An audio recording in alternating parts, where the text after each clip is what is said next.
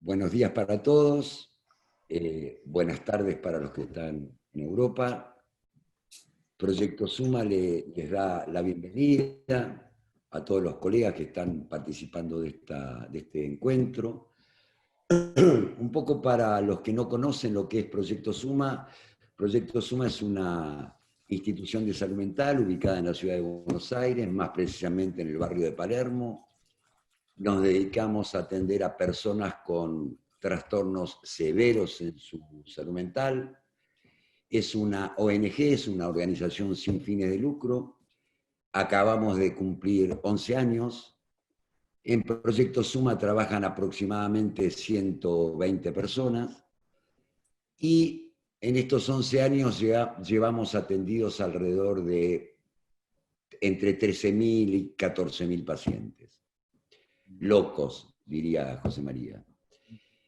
Todos los jueves hacemos una actividad central, que es nuestra actividad académica, en donde hacemos supervisiones, ateneos, charlas, y un jueves por mes hacemos una reunión especial que se llama La Tertulia, en donde siempre invitamos a una persona de afuera, del campo de la salud mental, a dar cuenta de lo que está estudiando, de lo que está pensando. En esta ocasión, a pesar de que sea miércoles, la verdad que fundando una nueva modalidad de la tertulia, que es, hasta ahora la tertulia era cerrada para los integrantes del Proyecto Suma, hoy empezamos con una nueva modalidad que es abierta a todas las personas que quieran participar una vez por mes de este encuentro en Proyecto Suma. La verdad que para esta nueva modalidad, para nosotros es un gran placer y una gran alegría poder contar con José María Álvarez. José María es psicoanalista, es doctor en psicología por la Universidad Autónoma de Barcelona, es especialista en psicología clínica del Hospital Universitario Río Ortega de Valladolid, España. Además, es fundador e integrante de la llamada la Otra Psiquiatría. Tiene publicado una cantidad de libros que yo diría que es de lectura imprescindible y me animaría a decir obligatoria, fundamentalmente para todos los jóvenes que están en el comienzo de la formación, porque verdaderamente es una orientación muy lúcida y muy clara la escritura de José María. El tema que le propusimos a José María tiene que ver, yo creo que con uno de los desafíos más importantes de la clínica, que son todas estas personas, todos estos pacientes que no son psicóticos claramente desencadenados, pero tampoco son claramente neuróticos, esos que están como en el medio, digamos, y que a lo largo de la historia de la psiquiatría, o desde el comienzo de la historia de la psiquiatría, se les ha dado una cantidad infernal de nombres diferentes, digamos, ¿no? Nosotros pensamos que es un desafío clínico importante y verdaderamente José María tiene muy bien pensado esto, lo tiene muy bien fundamentado en el término, en el título que le ha dado, que es las locuras normalizadas. Pero además José María tiene una característica, un talento, diría yo, que es la posibilidad de transmitir sus conocimientos con mucha claridad y mucha facilidad de escucharlo y de entenderlo. Verdaderamente a mí me parece que es muy importante esto porque genera mucha amigabilidad por ejemplo, para los que somos psiquiatras, genera mucha amigabilidad e interés en estudiar conceptos que muchas veces son transmitidos de una manera tan difícil y tan de lenguaje de parroquia, diría yo, que muchas veces en los jóvenes en formación y a veces en los no tan jóvenes les genera como un rechazo ¿no? Porque es transmitido de una manera poco amigable. Y José María tiene esta característica, que a mí me parece que es notable, de poder de poder transmitir con facilidad conceptos muy profundos, muy bien fundamentados, muy bien conceptualizados, de una manera amable, diría yo. Y verdaderamente creo que esto es lo que hace que, bueno, que cada vez que va a hablar convoque tanta gente, José María, ¿no? Realmente me parece que es un talento importante.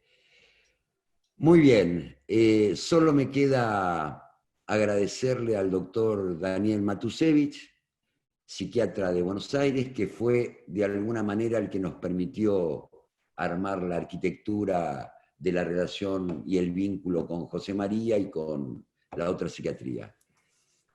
José María, toda la palabra es tuya. Muchas gracias. Un agradecimiento especial para Juan, para Gustavo y para Henry, por supuesto, que han tomado la palabra antes que yo. Y ahora al escuchar a Gustavo Lipovetsky me daba la impresión de que no estaba hablando de mí, sobre todo por los elogios. Y me viene bien pensarlo así para poder centrarme y no dispersarme mucho, porque un segundo de vanidad se puede tener, pero más de un segundo ya comienza a ser, digamos, un pecado de vanidad. Bueno, quería hablaros de cuatro aspectos en la conferencia que quisiera tocar cuatro puntos para no repetirme con otras que he hablado sobre el mismo tema en los últimos meses. En primer lugar, una introducción. Después me gustaría proponeros un par de definiciones. A continuación, describir algunas características clínicas de la locura normalizada y, por último, hablar del tratamiento, si hay alguna cosa específica con respecto al tratamiento de la locura normalizada o no. La introducción digamos, me he inspirado porque el otro día al leer la convocatoria me di cuenta de que el que la escribió hizo una síntesis perfecta de lo que era la locura normalizada. La leí como si estuviera hablando de la conferencia de otra persona y dije, mira, qué claro está esto, ¿no?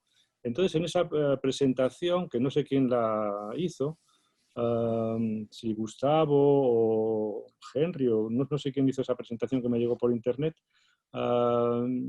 se hablaba de algo, de una definición de la locura normalizada, un tanto vaga, pero bastante firme en lo que decía, y hablaba en el sentido de que, o sea, yo mismo decía que la locura normalizada eran formas discretas de los tradicionales polos de la psicosis, la paranoia, la esquizofrenia y la melancolía manía. Bueno, decir que son formas discretas de los polos tradicionales de la locura parece que uno no dice nada, pero puede ser que diga más de lo que parece, ¿no? Ya volveremos a lo largo de toda la conferencia sobre esto, porque en realidad tampoco se puede decir muchas cosas de la locura normalizada. Si son formas discretas, quiere decir que incluso los mejores observadores, digamos, tendrían dificultades, puesto que los fenómenos son fenómenos muy sutiles, ¿no? No son grandes fenómenos. Pero adscribir la locura normalizada a las formas tradicionales es una tesis como tal, porque uno puede decir, no, es algo nuevo. La locura normalizada es una cosa nueva, corresponde, por así decir, hay quien piensa que este tipo de formas discretas de locura corresponden a un cambio en la subjetividad del hombre contemporáneo. Bueno, pues yo pienso que no. Por tanto, al adscribirlo a los polos de la psicosis tradicionalmente descritos, es una tesis ya en sí misma. Esta es una de las cosas sobre las que voy a tratar a lo largo de la conferencia. Es decir poco, pero bueno, es entroncar una tesis ya. Por otra parte, hay muchos puntos de vista acerca de las locuras normalizadas llamadas con otros nombres. Muy común es, por ejemplo, en la actualidad, psicosis ordinaria, psicosis blanca, algunas formas de los borderline, de los trastornos límites, etcétera, etcétera. Hay muchos términos Lipovetsky me mandó una lista amplísima que incluso incluía nombres que ni Kepa Matilla ni yo teníamos recogidos en un voluminoso libro que estamos terminando ahora sobre este tema. Es decir, que se ha escrito muchísimo sobre esto con nombres muy distintos, que van desde las formas de esquizoneurosis, la esquizofrenia ambulatoria, bueno, hay miles de nombres para nombrar todo este campo que está a medio camino entre una cosa bien conocida, que es la gran psicosis, y otra cosa bien conocida, que es la gran neurosis, ¿no? Entonces ahí hay un terreno un poco sombrío sobre el que es complicado decir algo, pero algo se puede decir, ¿no? O al menos se puede poner un marco metodológico, histórico y conceptual para poder estudiarlo. Que esto es, al menos ese es el reto que tenemos por delante.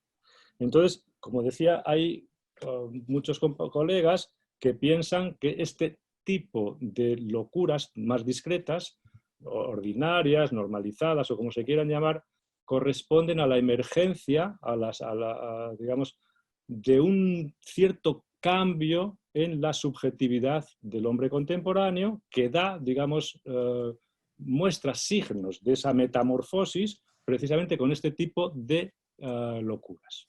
Eso es una tesis, ¿verdad?, que hay naturalmente que investigar, pero cuenta, digamos, esta tesis, o esta hipótesis, mejor dicho, cuenta con una dificultad consustancial, que es el hecho de que no se puede hablar con una perspectiva histórica de algo de lo que se viene hablando hace 30 años. Podemos hablar del mundo antiguo, de la subjetividad del hombre romano, o de la Grecia de Sócrates, o incluso del hombre renacentista, pero hablar de un cambio en la subjetividad de algo que ha sucedido, que se puede situar hace 30, 40 años, pues para un historiador contaría con ciertas dificultades poder conceptualizarlo, ¿no? Bueno, ¿qué ha cambiado entonces? Si tomamos esta pregunta, ¿aparecen este tipo de formas clínicas como algo que ha cambiado en la subjetividad del hombre contemporáneo? Bueno, esa es una vía de investigación. Otra vía de investigación, la que yo me propongo, es ¿o acaso lo que ha cambiado más son las teorías que no dan cuenta ya, digamos, de determinadas cuestiones de su campo, o que incluso se han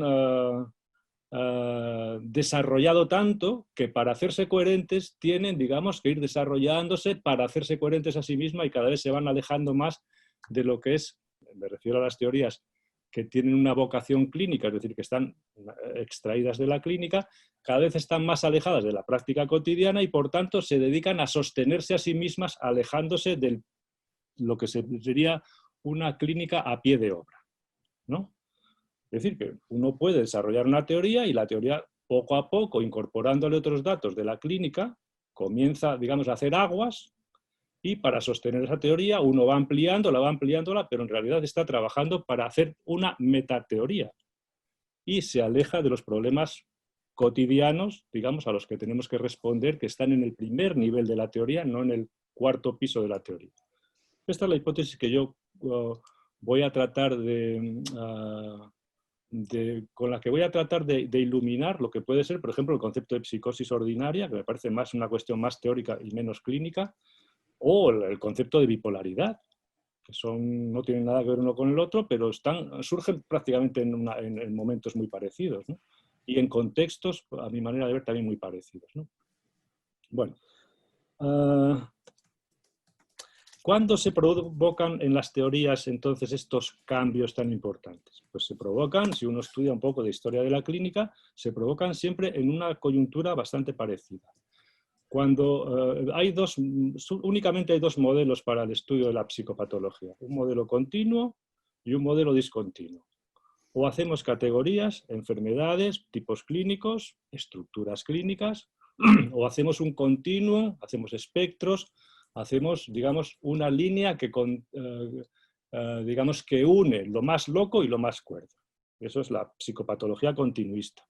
Por ejemplo, en psicoanálisis, Carl Abraham, Melanie Klein y todos los seguidores, incluso Bion, siempre hay una continuidad entre la locura y la cordura.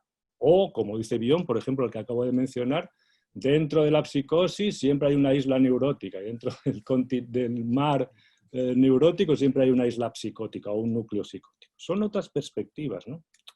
Las perspectivas categoriales son o es esto o es esto otro. Son perspectivas disyuntivas. O es esquizofrenia o es paranoia. O es neurosis o es psicosis. Pero bueno, digamos, esto te obliga a un detalle muy clínico, muy minucioso, pero al mismo tiempo vas construyendo digamos, tus categorías, tus tipos clínicos, casi en oposiciones binarias forzadas, porque la realidad clínica a veces no es tan binaria. De esto voy a ocuparme después en una conferencia que tengo con los profesores de la Universidad de Tucumán.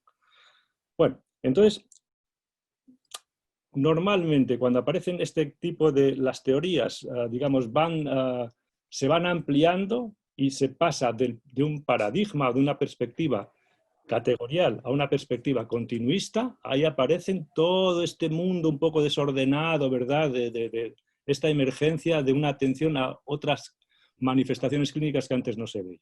Bueno, así es, por ejemplo, como decía antes, en una especie de paralelismo que ha sucedido, fijaros, en dos corrientes que no tienen nada que ver dentro del mundo de la clínica mental, como es la orientación neuropsiquiátrica más rancia de los DSM, del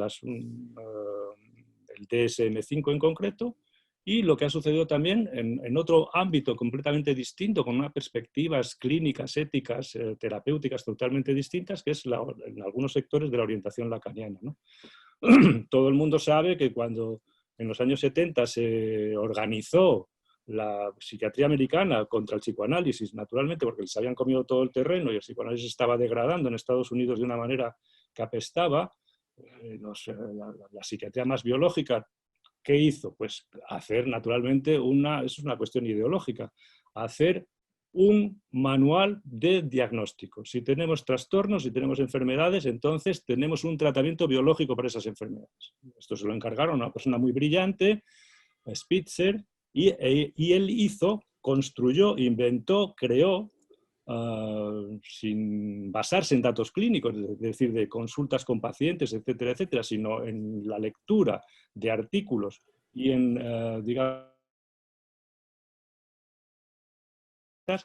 construyó un monumento retórico de la elegancia y de la exuberancia y del rigor de Cicerón o Quintiliano, que se llamó DSM-3.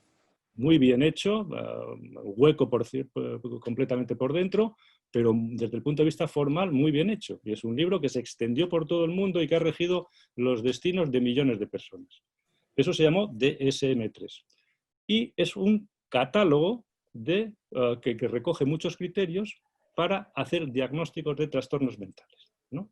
Pero cada trastorno se distingue del que está al lado, y del que está al lado, y del que está al lado. Es una perspectiva, en ese sentido, categorial. Hay muchos trastornos mentales distintos todos unos de otros. Coincidente en ese sentido con la perspectiva, digamos, estructural, por ejemplo, de Lacan, donde hay básicamente dos estructuras clínicas opuestas una a otra, la neurosis y la psicosis, la histeria se opone a la obsesión, la paranoia se opone a la esquizofrenia, etcétera, etcétera, etcétera, ¿no? Pero en un momento determinado, el DSM-3 comenzó a hacer aguas. Claro, uno ve que un fármaco puede venir bien o puede venir regular a muchísimos trastornos, con lo cual esta especie de categorización uno dice, a ver si resulta que esto es más transnosográfico de lo que parecía.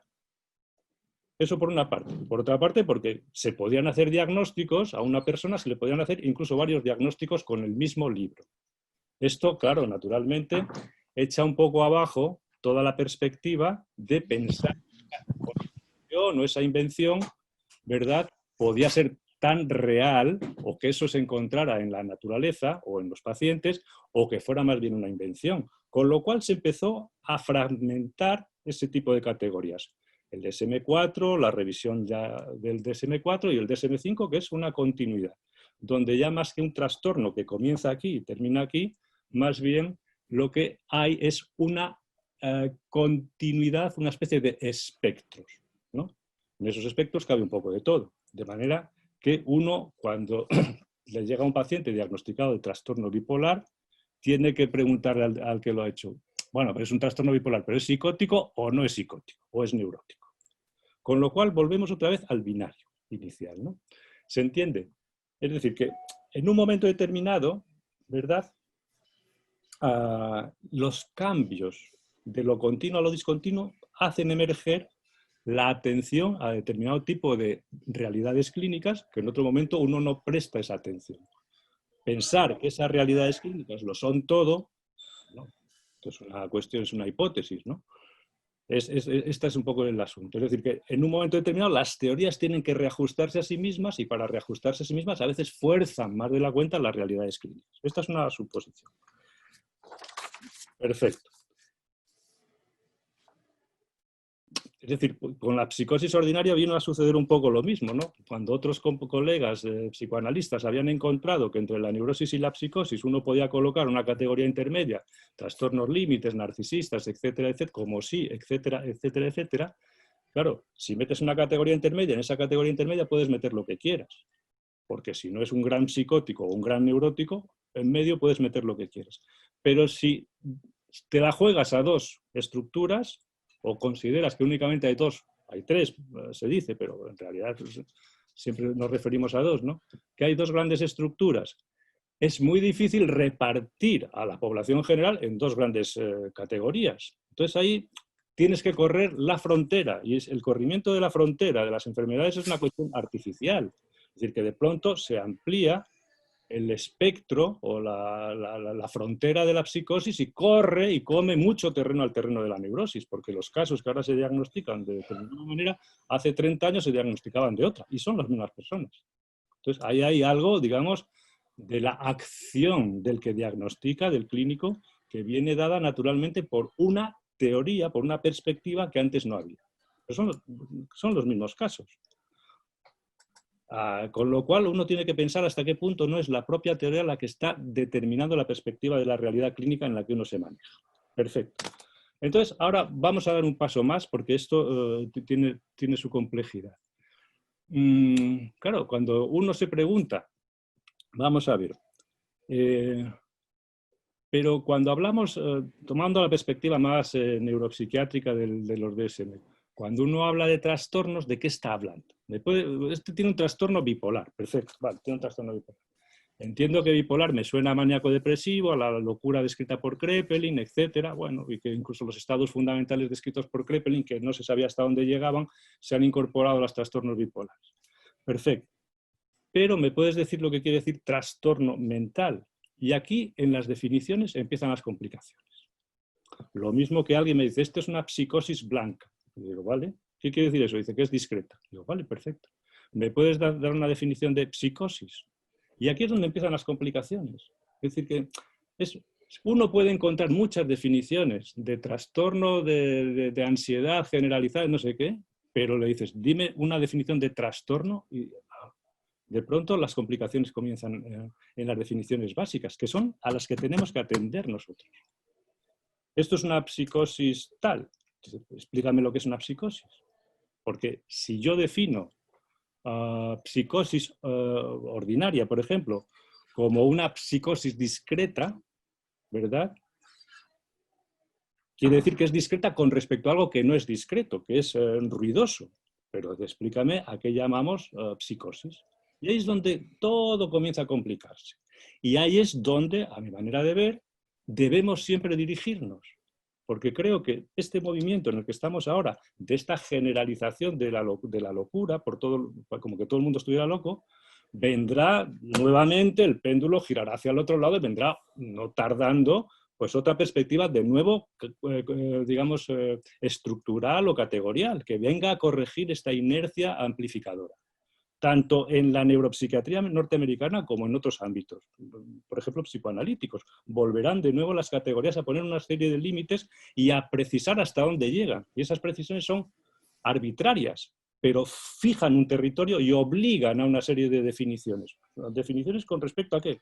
A la esencia común de todas las psicosis, a la esencia común de todas las neurosis, o como se quieran llamar, a unas ciertas coyunturas típicas en el desencadenamiento, a unas ciertas coyunturas digamos, en las estabilizaciones, etcétera, etcétera. Es decir, que te obligan a formalizar eso.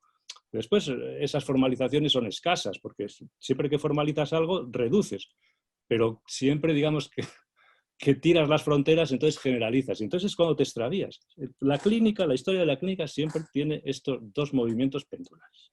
La alienación mental, todos los alienados son lo mismo. La Einheitspsychose de Griesinger, todas las psicosis, no es exactamente unitaria, no es exactamente una psicosis igual para todos, ¿no? Pero rápidamente aparecen las categorías más pequeñas. Mire, este no corresponde con la descripción tan grande que usted ha hecho, porque es un paranoico que nunca estuvo triste antes. Hay que sacarlo fuera. Siempre es este tipo de movimientos. Entonces, esto corresponde no al fin de la historia, sino a un momento dialéctico de progreso en el que nosotros, y ahora esto es el asunto importante que en la presentación de Gustavo ya señalaba, tenemos que aportar, yo creo, algo ahí. Es decir, en este movimiento de oscilación del péndulo tenemos que aportar, entiendo yo, algún tipo de datos, de signos semiológicos con los cuales, cuando hablamos del perfil discreto de la locura, podemos decir, se pueden reconocer no porque es un perfil, digamos, atenuado, sino por algún signo, pues como quién, como hizo Seglas. ¿Hubiéramos conocido acaso el mundo de las alucinaciones sin que Seglas hubiera pasado por ahí? O como Clerambault, que es el que más ha contribuido al estudio de la psicosis discreta. ¿Con qué? Con el pequeño automatismo mental. No digo con el gran automatismo, con el pequeño. Es decir, cuando él habla de fenómenos para los que tiene que inventar un montón de nombres que no existían, que son fenómenos imperceptibles, casi al límite de la fenomenología. Pero cuando él los explica, te das cuenta de que hay pacientes tuyos con los que hablas que están un poco ahí. Entonces, es muy fácil describir un síndrome catatónico. Es mucho más complicado describir algo que está en el límite de lo que el clínico puede llegar a precisar. Y en este caso, la dificultad es consustancial. Justamente al objeto que tratamos de describir. Por ejemplo, con respecto, voy a dar simplemente, fijaros para que veáis una definición que he cogido del DSM-5 para describir trastorno mental. Parece muy, pero en realidad es que estas definiciones después se escapan como el agua entre los dedos. Fijaros lo que dice. Un trastorno mental es un síndrome caracterizado por una alteración clínicamente significativa, y significativa no sabemos lo que quiere decir, de un estado cognitivo, regulación emocional o el comportamiento de un individuo, que refleja una disfunción en los procesos psicológicos, biológicos o del desarrollo que subyacen a su función mental. Habitualmente los trastornos mentales van asociados a un estrés significativo o a una discapacidad, ya sea social, laboral o de otras actividades importantes. Es decir, que en la definición que va dando el trastorno mental va abriendo todo el abanico de uso de lo que él llama trastorno mental. En la escuela, en el hospital, el juzgado, en todo esto. Una respuesta predecible o culturalmente aceptable ante un estrés usual o una pérdida, tal como la muerte de un ser querido, no constituye un trastorno mental. Es decir, aquí comienzan a poner una serie de limitaciones, que son limitaciones, son señales, pero que después el trastorno mental se va a generalizar y no va ni a respetar, digamos, un duelo, ¿no? Un comportamiento socialmente anómalo, sea político, religioso o sexual, y los conflictos existentes principalmente entre el individuo y la sociedad, no son trastornos mentales, salvo que la anomalía o el conflicto sean el resultado de una disfunción del individuo como las descritas anteriormente. Bueno, uno lee la definición, se da un paseo, la piensa, la vuelve a pensar, la vuelve a leer y dice, a ver, esto te da una idea, o sea, es como si apuntaras a algo, pero no se sabe exactamente qué se está diciendo, ¿no? Creo que esta dificultad, estas grandes definiciones las captamos todos. No voy a ser yo el que critique al DSM-5, puesto que no lo uso para hacer diagnósticos cuando me piden informes de juzgado o cosas de este tipo. Pero vamos a tratar de coger la opinión de alguien que está dentro de todo este mundo y que su opinión en ese sentido puede valer más que la mía o la de cualquier persona que esté al margen, ¿no? Por ejemplo, Allen Francis, que fue el hacedor del DSM-4 y que fue un distinguido alumno de Spitzer, con el que colaboró de alguna manera en el DSM-3 y después él se encargó con otros de hacer el DSM-4. Pero en el DSM-5 lo dejaron de lado, le sentó muy mal, se encabronó mucho y luego cogió una pataleta. Y entonces fue un poco a la carga contra los, digamos, los sucesores suyos. Este hombre, en un arrebato de sentimiento de culpa y de acallar un poco la conciencia, en un momento determinado escribió algunos artículos publicados en periódicos de gran difusión, en el New York Times, en Los Angeles Times, pero escribió sobre todo un libro que se llama ¿Somos todos enfermos mentales?, como pregunta, en el que se acusa a sí mismo de haber generalizado ciertas categorías diagnósticas y convertir esas categorías diagnósticas, el trastorno bipolar en la infancia o todo este tipo de el déficit de atención y de actividad, hiperactividad, en convertirlos en una epidemia. Lo dice con estas palabras. ¿Vale? Entonces, arrepentido un poco de eso, carga, se puede decir así, contra los que están haciendo enfermedades, digamos, en la que cabe casi toda la población, ¿no? Y él, que no es bobo, ha pecado, se puede decir así, de contribuir a 3 grandes epidemias, como dice él, pero cuando lee lo que escriben los demás, tiene un ojo muy crítico y dice: he revisado docenas de definiciones de trastornos mentales, de trastorno mental, pero no he encontrado ninguna que sea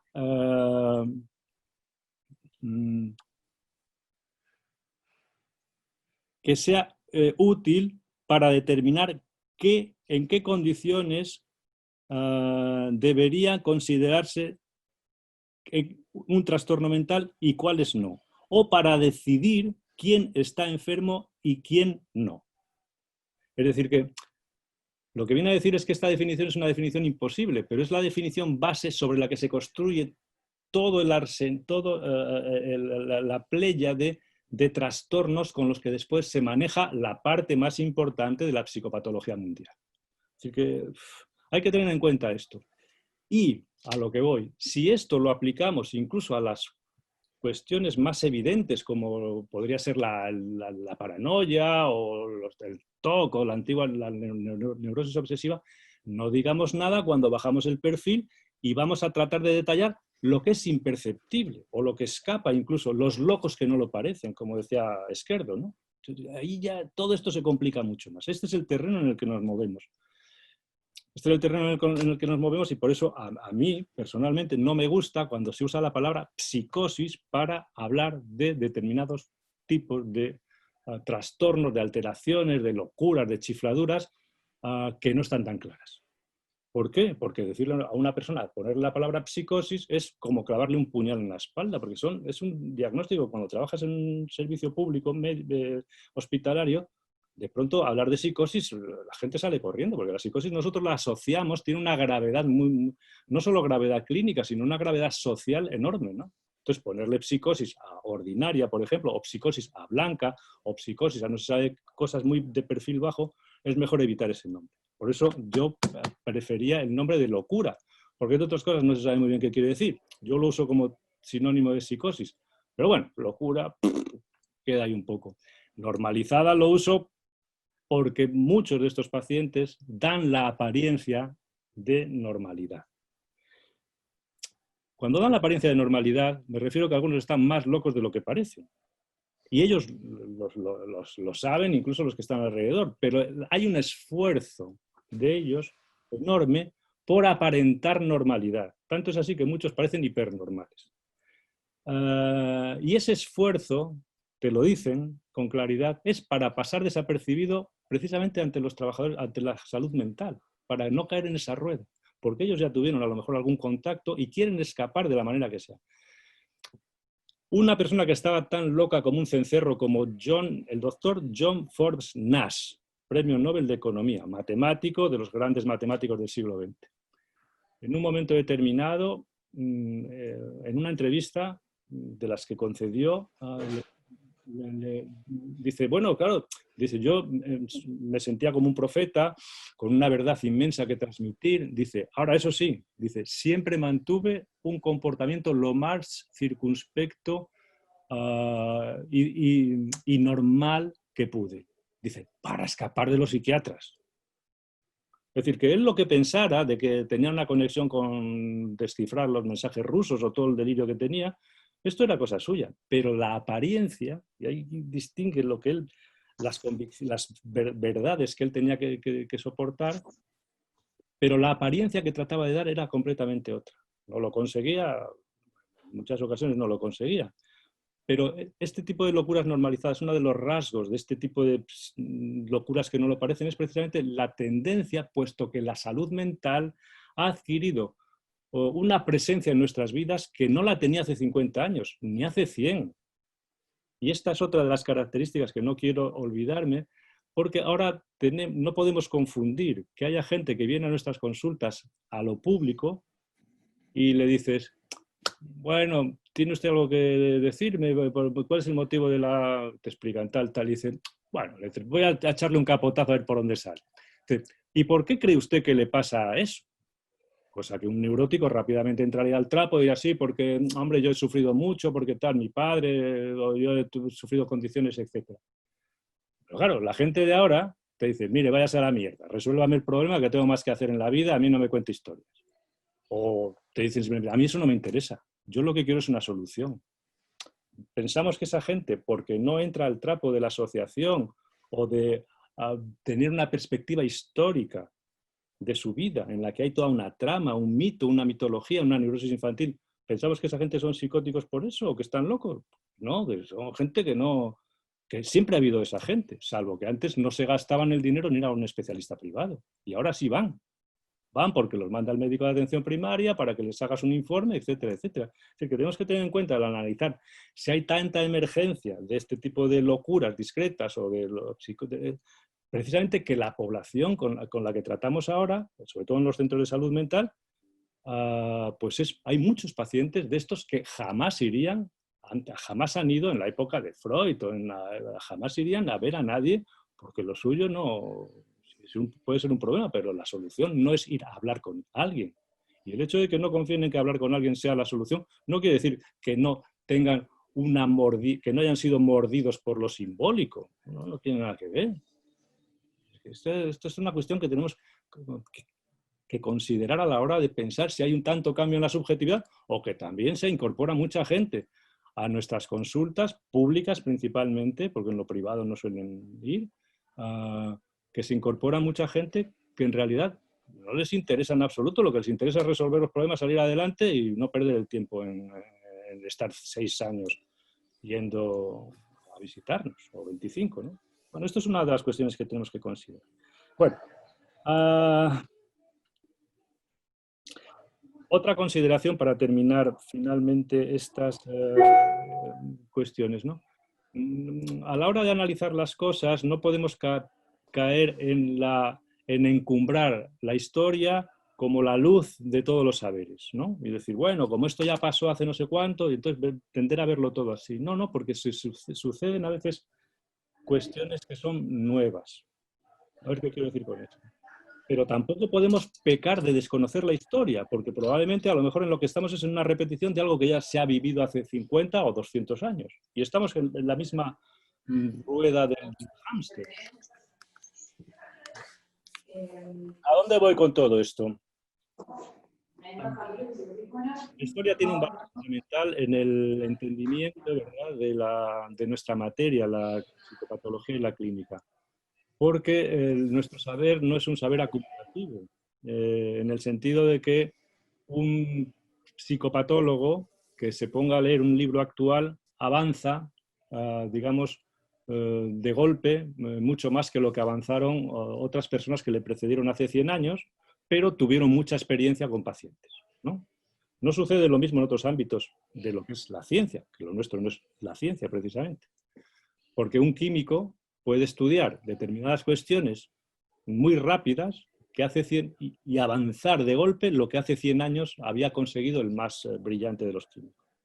Porque ahí hay algo, digamos, que es acumulado. Hay un progreso en cuanto a aparataje, a conceptualización, etcétera, muy grande. Pero lo nuestro, el sentarte a hablar con alguien, pasa por una experiencia del clínico. Y esa experiencia no se adquiere directamente por los libros que uno lee. No, no, no.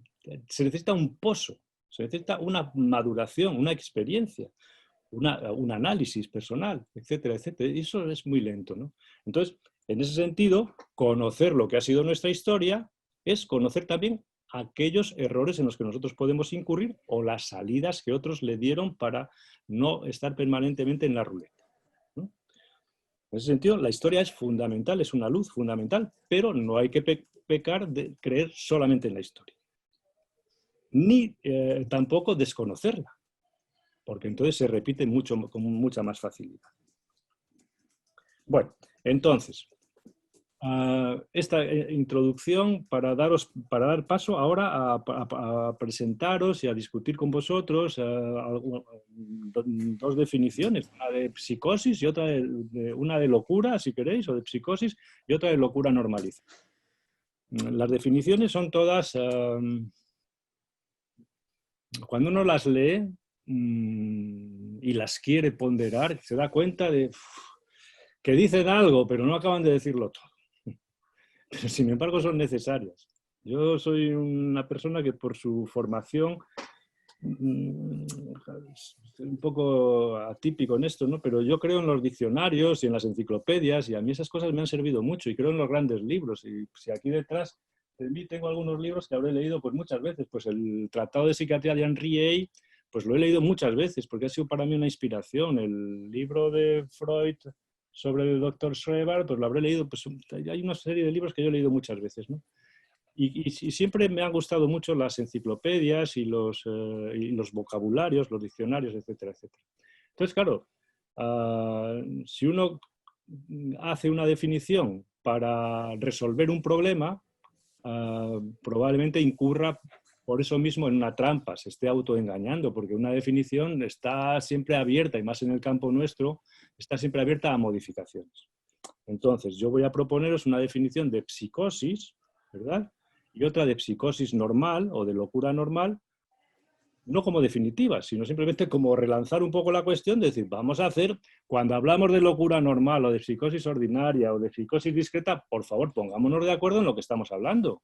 No podemos definir algo como diciendo, es que es una locura discreta, es que los síntomas están atenuados.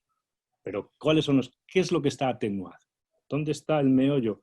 Porque estaremos de acuerdo en que si la locura normalizada es una forma de locura o de psicosis, estaremos de acuerdo en que la locura normalizada comparte con la psicosis los elementos esenciales, es decir, los rasgos, digamos, genuinos. Y si no, no la podemos meter ahí. Esto es una cuestión que hay que leer en Aristóteles, joder, en la lógica. Es decir, las clasificaciones se hacen de determinada manera, no se pueden hacer de otra. Si tú incluyes un elemento o una serie de elementos en una clasificación mayor, tienen que tener algún lazo común. Y si yo incluyo en el grupo de la psicosis la locura normalizada, pues es que tiene que tener las mismas características o muchas de las características genuinas de la locura o de la psicosis, porque si no, no la puedo incluir ahí, la tengo que sacar fuera. Esa es la cuestión. Por tanto, primero es la definición general y después la definición particular. Una definición general, en este caso de psicosis, que es una definición mejorable, por supuesto, sin duda, pero que hay que adelantar algunas. Y en este caso yo no he leído muchas definiciones de psicosis, pero adelanto esta para discutirla y para mejorarla. Por ejemplo, a mí cuando me preguntan los residentes, pero a ver, la psicosis es una persona psicótica, es una persona que dice disparates y que dice cosas muy raras y que está muy alejado de la realidad. Digo, sí y no. Hay que mejorar el criterio de realidad en la definición de psicosis, porque algunos dicen muchos disparates y cosas disparatadas, pero otros están muy atornillados a la realidad científica, por ejemplo. No es tanto si eso es más lógico o menos. Más bien el elemento es si eso es una convicción o es algo que el sujeto dice y le importa tres narices. Es que no es tanto en el contenido, más bien en lo que uno dice sino en la posición que tiene con respecto a lo que uno dice. Es decir, yo no, por hablar de Dios no tengo más fe en Dios. Ahora, puedo hablar de Dios y tener mucha fe o no tener ninguna, y ser un estudioso de la teología. Pues con la locura, como con todo, pasa lo mismo. Es decir, que yo puedo hablar de cosas disparatadas, pero la diferencia no está en que hable de cosas disparatadas, sino en que me las crea, es decir, que las dé por ciertas o no.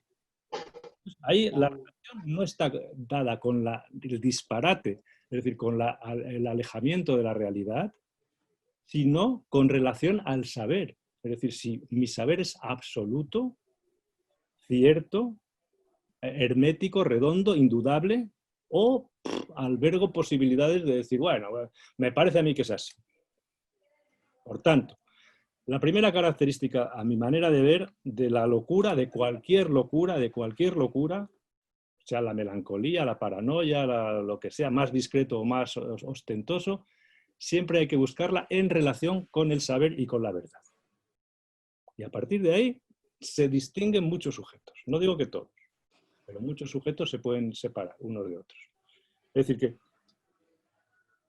otro elemento que hay que tener en cuenta y que tienen en cuenta todos los clínicos, no lo pueden formular con palabras distintas. El vínculo, lazo social, estoy leyendo un libro ahora que está muy bien, por cierto, de Carolina Alcuez, sobre el vínculo, hace todo un estudio sobre el lazo social en Lacan, pero claro, toda la cuestión del lazo y del vínculo social es algo que con respecto a la locura se ha estudiado siempre. ¿Qué es el autismo de Bleuler? ¿Qué son todos los estudios, digamos, del autoerotismo de Freud? Es decir, que siempre se ha estudiado mucho la relación que estas personas mantienen con los otros y la lejanía, la mala intención, etcétera, etcétera, ¿no? Entonces, se pueden estudiar de unas maneras o se pueden estudiar de otras, pero esa es una de las características también de la locura. Es decir, la relación con los otros tiene unas particularidades distintas que la que puede tener un sujeto corriente. Y si se quiere incluso desglosar entre los otros, los semejantes, y el otro. Es decir, la presencia del otro permanente en la paranoia o la ausencia en la esquizofrenia. Si queréis, entramos en esto después. El saber, la verdad, la relación con los otros, la relación con el cuerpo, también es algo bastante indicativo y definitorio de lo que puede ser, y que ha estado estudiado también, quizás con menos intensidad, pero bastante estudiado también por la clínica clásica, a través del concepto de cenestesia, de cenestopatía, de imagen del cuerpo, de la imagen del espejo, etcétera, etcétera. Entonces, la relación que tenemos con el cuerpo también puede ser muy indicativa de si estamos más chiflados o menos chiflados. ¿De acuerdo? Y la última, quizás es la menos específica, pero yo siempre la doy cuando me preguntan por la locura. Y hay que introducir muchos matices, sin duda, pero a mí me da la impresión de que esto tiene que ver con la gran locura, al menos tiene mucho que ver con esto. Lo vinculo con lo que se puede llamar el eje satisfacción, placer, goce. ¿Qué quiere decir? Pues que no, quiero decir con esto que no hay locura que no lleve con ella misma en su mochila el exceso. La locura tiene mucho que ver con el exceso. No es que únicamente la locura tenga que ver con el exceso. Correr 4 horas al día o correr el Tour de Francia tiene que ver con el exceso. Eso es un tipo de goces, digamos, que pasan que regulan mucho a las personas. Perfecto. Pero toda locura tiene mucho que ver con el exceso y con la plenitud. Voy a tratar de detallaros un poquito esto. Con respecto a la verdad, que es lo que la relación de la locura con respecto a la verdad tiene un eje siempre y una vinculación casi, digamos, indudable y que está presente en todas las descripciones de la locura, que es la relación con la certeza, la revelación y el rigor. Cuando se dicen estas palabras, uno ya dice, joder, este tío con el que estoy hablando es distinto. No es lo mismo que alguien te diga, entré ayer en un restaurante, joder, y me tuve que marchar porque estaban hablando de mí. Y te dice, ¿por qué hablaban de ti? Dice, coño, porque les veía, además me dijo mi mujer, mira, ya están estos cantamañanas hablando de los pantalones que llevo. hablan de mí, puede ser una autorreferencia o no. O puede ser más bien que yo tenga la convicción de que hablan de mí. Y le digo, ¿cómo lo sabe usted? Y dice, mira, esas cosas no se saben. Digo, eso no se da pruebas de ello. Es que es así, porque eso se ve y se oye. Lo sabe por una iluminación especial. Esto, es decir, que no poner en duda, se puede decir así, la quinta esencia de esa convicción, no ponerla en duda, la certeza, la revelación, incluso el rigor absoluto donde todo eso está ordenado de una manera implacable, este tipo de relación con el saber y con la verdad es muy loca. De manera que si incluso tuviéramos que decir que es un loco, digamos, alguien que está poseído por la certeza. Vamos a hacer una advertencia con respecto a la certeza, porque la certeza hay que enseñar a los estudiantes que hay que desglosarla en dos apartados. Lo entenderéis rápidamente ahora.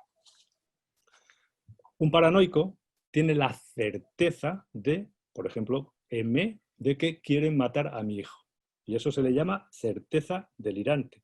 Le podemos llamar de una manera más precisa todavía. Le podemos llamar axioma delirante. ¿Por qué es un axioma delirante? Porque un axioma, para los que habéis estudiado matemáticas, es algo que no se duda ni se pone en cuestión. Es así y punto. Bueno, y sobre ese axioma, que cada delirante paranoico o melancólico delirante tiene uno, sobre ese axioma construye toda la novela. Es como el título de la novela. ¿De acuerdo? Pero el mundo de la certeza en la locura no se limita únicamente al axioma, porque hay muchos esquizofrénicos que no deliran y por tanto no tendrían ninguna certeza. Y sin embargo tienen muchas. Porque la certeza también tiene que ver con las experiencias. Es decir, que uno puede dudar de lo que le pasa o de lo que... No hace falta que sea una fórmula delirante, sino que le pasan cosas y puede dudar de ellas o no. Aquí, por ejemplo, todos lo habéis pensado o lo habéis visto 40 veces, la diferencia entre lo que es la hipocondría delirante de la hipocondría común. Gilbert Vallée, que tampoco tenía muchas luces el hombre, distinguía muy bien a lo que era un melancólico delirante de lo que era un melancólico vulgar. ¿Y qué decía Gilbert Vallée? Pues, joder, que el melancólico, que el hipocondríaco loco iba al médico y le contaba no se sabe qué cosas cuando iba y el médico le decía X cosas y nunca le creía. Pero, en cambio, el hipocondríaco vulgar le confesaba al médico no se sabe cuántas enfermedades, el médico decía, mira, eso no puede ser porque tal, y se marchaba a casa y dice, al menos un rato, tranquilo.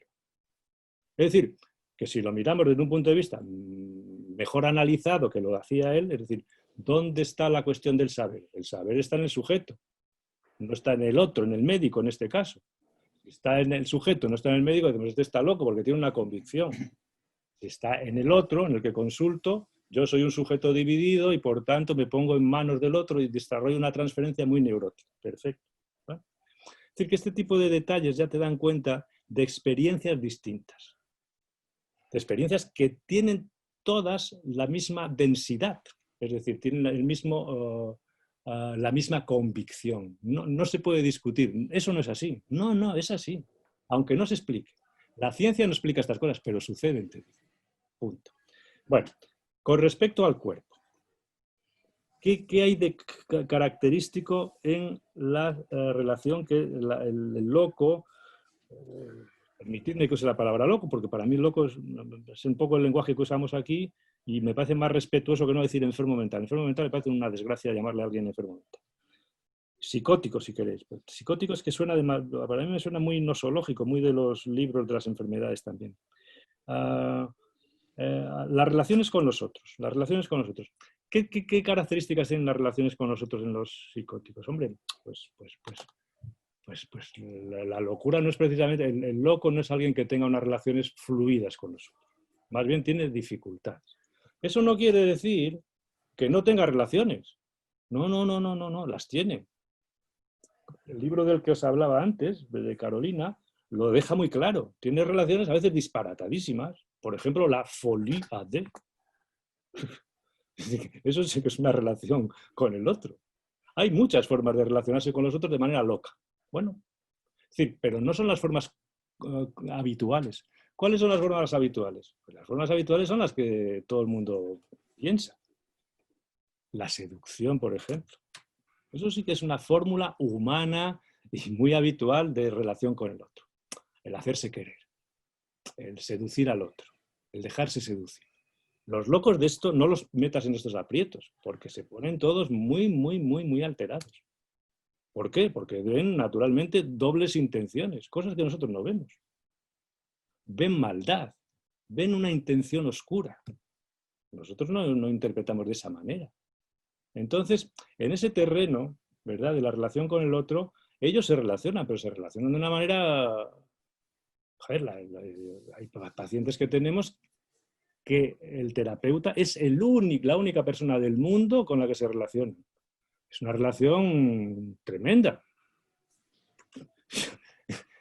Cuando vas de vacaciones, yo ahora que me voy a coger vacaciones, tengo que estar continuamente con algunas personas que conozco desde hace muchos años y que tenemos una relación muy estrecha, diciéndole, me voy de vacaciones, anota por favor que me voy tales fechas, si pasa algo tienes que tal, tal, tal. No, yo no salgo de casa hasta que vuelva usted. Bueno, pues ya está. Es una relación estrechísima, ¿no? Pero completamente loca, en ese sentido. No puede prescindir de mí. Esta es un poco la cuestión, ¿no? Entonces, es una relación de necesidad.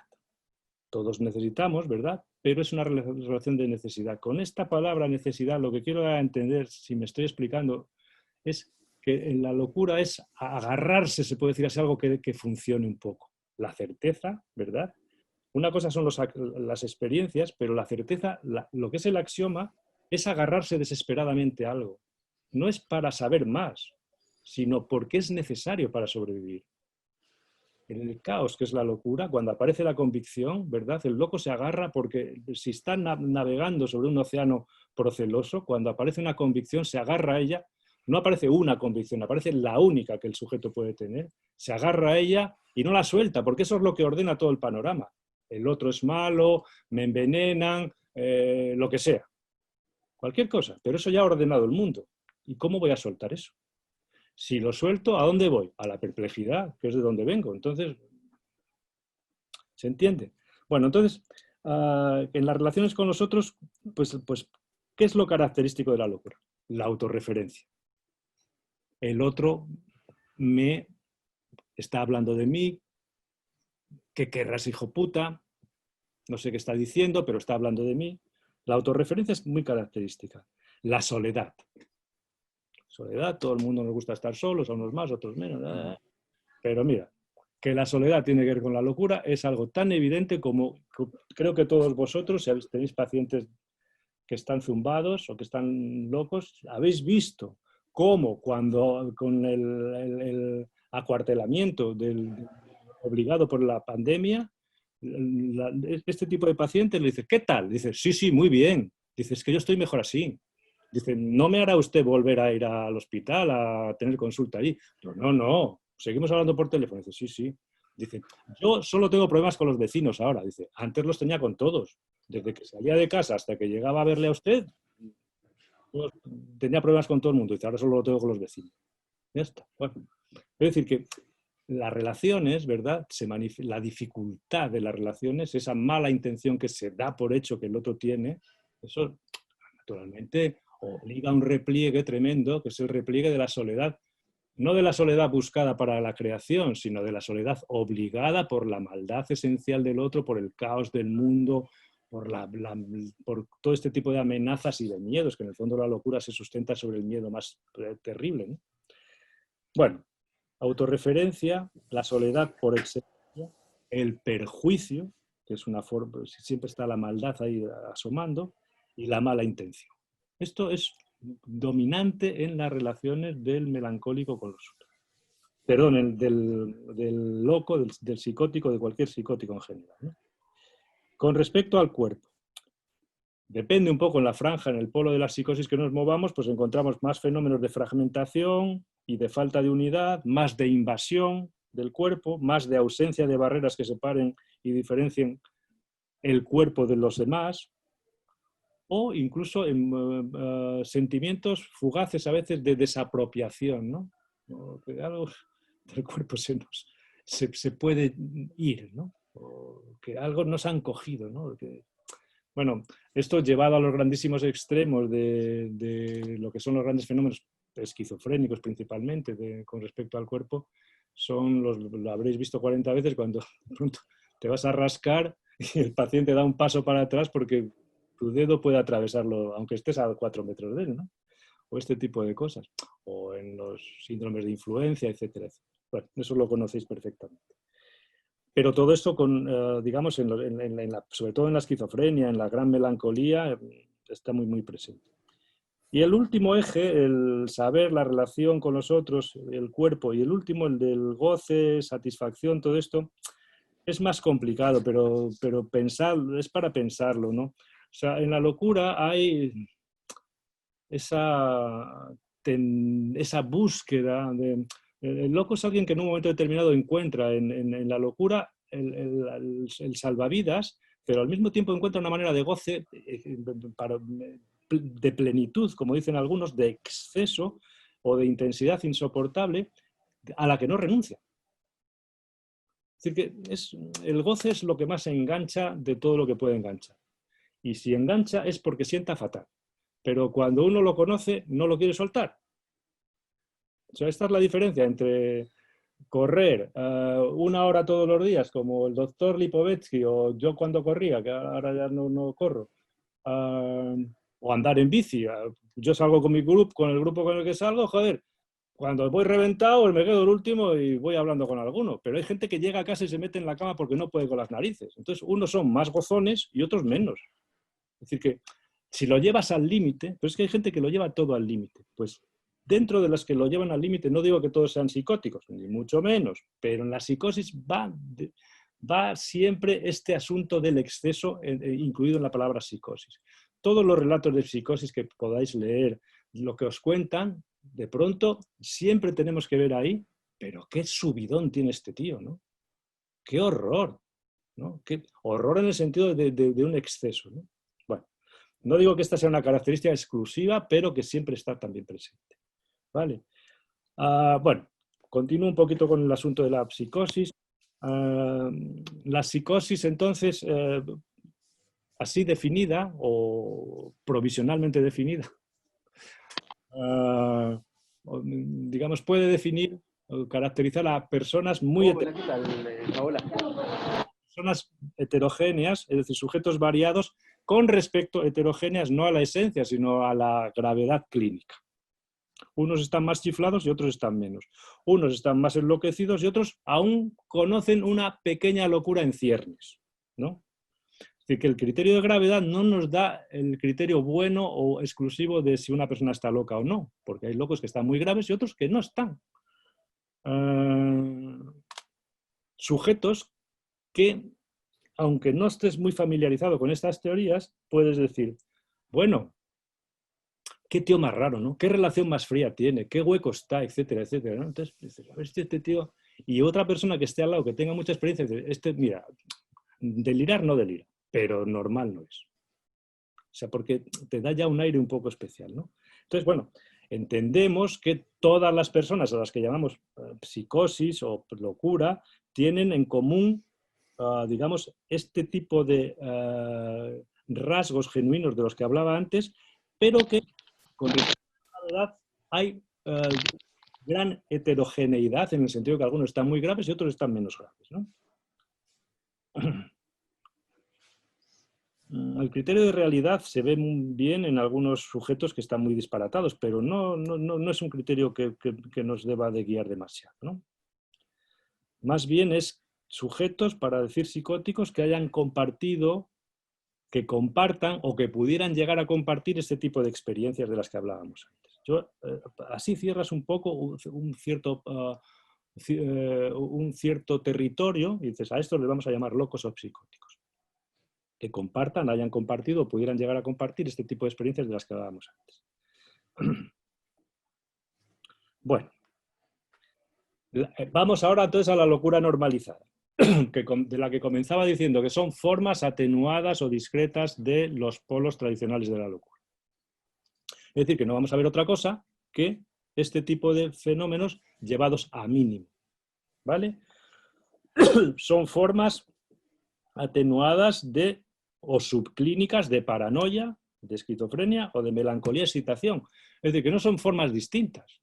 Son paranoias rudimentarias, esquizofrenias simples o melancolías simples. No es que sea una cosa distinta. Hubo un momento en la historia de la clínica, al siglo XVIII, donde apareció un tipo de experiencia, a principios del siglo XIX, un tipo de experiencia nueva que era desconocida, que era la senopatía, es decir, la alucinación verbal. Y de pronto, claro, la esquizofrenia como tal no se encuentra antes en descripciones, en el automatismo mental. Pero de lo que estamos hablando, a mí me parece que son simplemente formas atenuadas de algo que ya podemos describir con los términos de la clínica de hace 40, 50 o 80 años, ¿no? Cuando vemos sujetos más del polo paranoico o paranoide, ¿qué vemos ahí? Pues la autorreferencia, la posición de inocencia del sujeto y la posición de maldad esencial del otro. Todo esto, claro, no te dicen que el otro me persigue, pero siempre encuentras el tono ese de hostilidad del otro, en todo lo que cuenta. Joder, a ver si... Bueno, en la esquizofrenia, la senopatía del lenguaje y del cuerpo, es decir, las experiencias de fragmentación, de desmigamiento del pensamiento, todo este tipo de cosas donde no es algo con respecto al otro, sino más bien que le sucede al propio sujeto, en el pensamiento o en el cuerpo, ¿no? También es característico esto que llamaba Freud el lenguaje de órgano, ¿no? Donde el lenguaje, el cuerpo, digamos, toma una especie de autonomía con respecto, convierte, mejor dicho, convierte la palabra en cosa. Eso, es decir, el órgano, digamos, la palabra, la mirada, de pronto, o el torcedor de ojos, en ese momento el ojo se tuerce, no es una metáfora para explicar que es un malvado, sino que es algo real. Esta es esta potencialidad de transformación de lo simbólico en real de la que habla Freud, es algo muy evidente en las que nosotros, en cambio, podemos hacer muchas metáforas y descripciones, pero en el terreno de la esquizofrenia, el simbólico convertido en real es lo muy dominante. Y después hay otro tipo de razonamientos que se ven en este tipo de sujetos, cuando hablas con ellos y los conoces un poco, que llaman la atención también porque son razonamientos antiaristotélicos, por decirlo de alguna manera. Es decir, que había un psiquiatra europeo que se llama von Domarus, que los estudió muy detenidamente, y que eran razonamientos antiaristotélicos en el sentido de que cogiendo cosas muy distintas que en principio no tenían nada que ver, nada más que a lo mejor una letra de una palabra o la fórmula circular de no se sabe qué, todo eso estaba unido, ¿no? Este tipo de lógicas distintas, porque claro, nosotros entramos en el mundo del lenguaje, pero también entramos en el mundo de una lógica de causa-efecto, pero de pronto esa lógica se ahorma de determinada manera, nuestra realidad se ahorma con la entrada en el lenguaje y por la lógica, las leyes del lenguaje, pero de pronto hay otro tipo de lógicas que se nos escapan más, otro tipo de pensamientos que llaman mucho la atención. Y eso está más en el polo, a mi manera de ver, más esquizofrénico o esquizoide, ¿no? En la melancolía, pues nada, lo conocido, la indignidad. La melancolía del sujeto no se refiere al otro, se refiere siempre a sí mismo. Y la indignidad no es la maldad del otro, es la maldad mía, es decir, mi indignidad. No es que yo esté en posición de objeto de goce del otro, es que yo sufro un dolor del alma insoportable, un dolor moral, una culpabilidad sin límites, un autorreproche insaciable, ¿no? Y todo eso pues, se puede vivir de formas muy llamativas o, como decía Eugenio Tanzi, de formas muy sutiles. Y él hablaba en ese sentido de la melancolía simple, como otros autores, ¿no? Ahora, todas estas cosas hay que añadir algo fundamental con respecto a, ya que lo estábamos comparando antes con las enfermedades mentales. No hay locura sin un sujeto, no hay locura sin loco. Sí puede haber enfermedad mental sin un sujeto, desde el punto de vista conceptual o noseológico, ¿no? Pero nosotros no podemos separar la idea de la locura de la idea de un sujeto. ¿Por qué no podemos separar? Pues ahora esta es la cuestión fundamental de la que estamos tratando todo el rato. La presencia del sujeto en la locura, ¿en qué se pone de relieve? Se pone de relieve principalmente, si lo queréis resumir a una quinta esencia, en la singularidad. Cada loco tiene su locura, no tiene esquizofrenia. Si tuviera algo, tendría su esquizofrenia. Es decir, que en ese sentido, el loco no se puede separar de la locura porque tiene su locura. Por una parte tiene la única que puede tener y por otra parte la trata o la desarrolla a su manera, ¿no? ¿Dónde se manifiesta esto? Pues clínicamente, como psicopatólogos, como clínicos que somos, se manifiesta en el desencadenamiento. Se desencadenan. Nosotros lo clasificamos, los desencadenamientos, los podemos clasificar, pero se desencadenan con respecto a coyunturas que les tocan a ellos muy directamente, no que le tocan al de al lado. ¿Se entiende? Se manifiesta esa presencia del sujeto en la locura, en lo que se llama vulgarmente la evolución de la enfermedad. Es decir, que evolucionan de acuerdo con lo que ellos vayan haciendo o no haciendo. Si deliran bien, la locura tiende a estabilizarse. Si deliran mal, tiende a... Lo digo con términos muy simples, pero quiero transmitiros eso. El libro del Dr. Sreva, las puntualizaciones sobre un caso de paranoia autobiográficamente descrito, la lección principal que dicen es esta, que el sujeto se la juega toda al delirio y cuando encuentra el buen delirio, de pronto encuentra una estabilización. Es decir, que a lo que vamos es que el sujeto está presente ahí porque es el que se está tratando de trabajar todo eso. No se puede decir que se pueda separar locura de sujeto. Siempre que hay locura hay un sujeto. Y por otra parte, en los reequilibrios, es decir, que cuando un sujeto se reequilibra es porque ha dado con una clave fundamental, pero ha dado él. No es que, digamos, le venga por la inyección. No. Él ha tratado siempre de encontrar y cuando da con ella, de ahí ya no se quiere mover.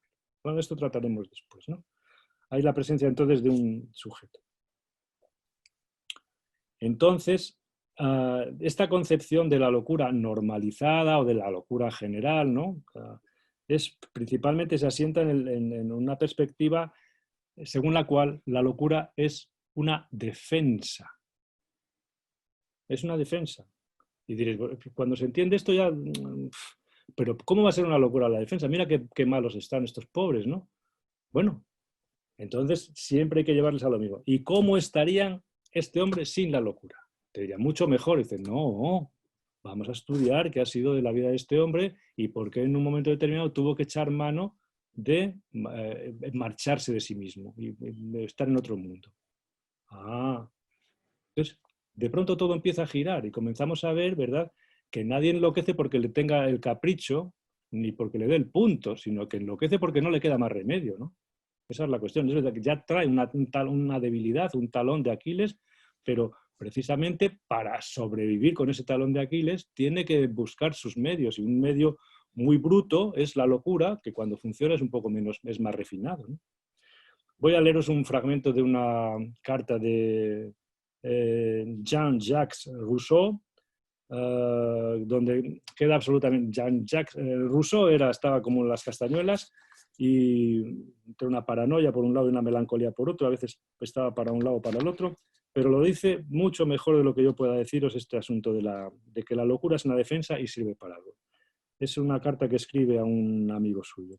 Dice, no sé qué ceguera, qué tenebroso humor me hizo inventar para ensombrecer mi vida y el honor de otras personas esa trama de horrores en la cual la sospecha, que mi mente predispuesta cambiaba siempre en certeza, no fue mejor disimulada respecto a otros que respetamos. Y dice, el delirio del dolor me hizo perder la razón en vez de perder la vida. Esta frase última, hay que tomarla en serio, me hizo perder la razón en lugar de perder la vida.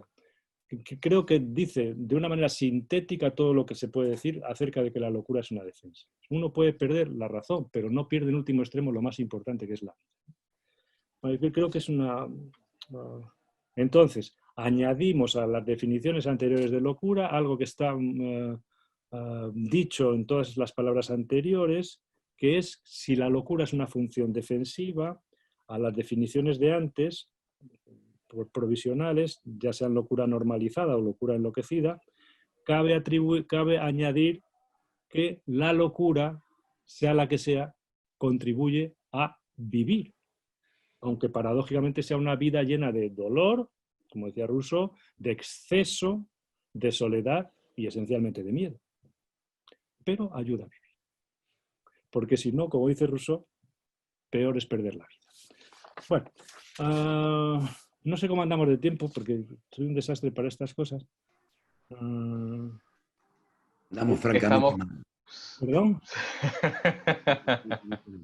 ¿Puedo decir algo sobre el tratamiento? Me saco toda la parte más histórica y conceptual. Tenés 5 minutos. ¿Cuánto? 5. 5. Bueno, es que me he enrollado mucho porque como llevo tanto tiempo dándole vueltas a estas cosas. Bueno, yo quería deciros unas cosas sobre el tratamiento. No hay nada específico sobre el tratamiento de este tipo de pacientes discretos, pero sí hay unas coordenadas en las que nosotros tenemos que mover. Voy a deciros cuáles son las que a mí me orientan con este tipo. Primero, estén más locos o menos, hay que pensar siempre que la locura es una defensa. Punto. Punto 2. Es una defensa que más o menos funciona. Porque en este tipo de sujetos que no han enloquecido más de la cuenta, algo está funcionando. Punto 3. Por tanto, hay que prestar mucha atención a lo que funciona, aunque sea anómalo. Os pido que meditéis sobre esta cuestión, porque hay muchas cosas que en nuestros pacientes funcionan y son muy anómalas, e incluso en catálogos como el DSM estarían catalogados como criterios, digamos, de patología. Por ejemplo, un matrimonio desgraciado. ¿Sí? Sepárese usted, y si se para y se pone patas arriba, hay a veces cosas que nos sostienen que son anómalas, pero el clínico es lo que tiene que saber, que es una defensa que está más o menos funcionando, aunque sea anómala. Por ejemplo, gente que se dedica al trabajo, mucho, o gente que tiene que cambiar cada poco de trabajo, o gente que, cosas que para una persona normal, joder, lo bueno es trabajar. Pues no, lo bueno para ti, pero a lo mejor para él no. Así que hay que tener mucho cuidado con esto, ¿no? Ayuda a vivir, aunque el apoyo sea, digamos, un pilar anómalo. Punto 4. La orientación no va dirigida a tener una mejor relación con el matrimonial o una adaptación mejor al trabajo, etcétera, etcétera, sino a que funcione de forma más o menos satisfactoria. Simplemente. No podemos hacer neurocirugía, estamos haciendo escayolas, dando con un martillo y metiendo un hueso como los traumatólogos, y con eso ya nos tenemos que conformar. 5. Hay que alejarse de los ideales de salud y en cada paciente hay que encontrar una posibilidad de reequilibrio, aunque ese equilibrio desentone con los ideales de nuestra época. Pero hay que buscar ese punto de equilibrio, ¿verdad? Ayudar, contribuir con el paciente a buscar ese punto de equilibrio.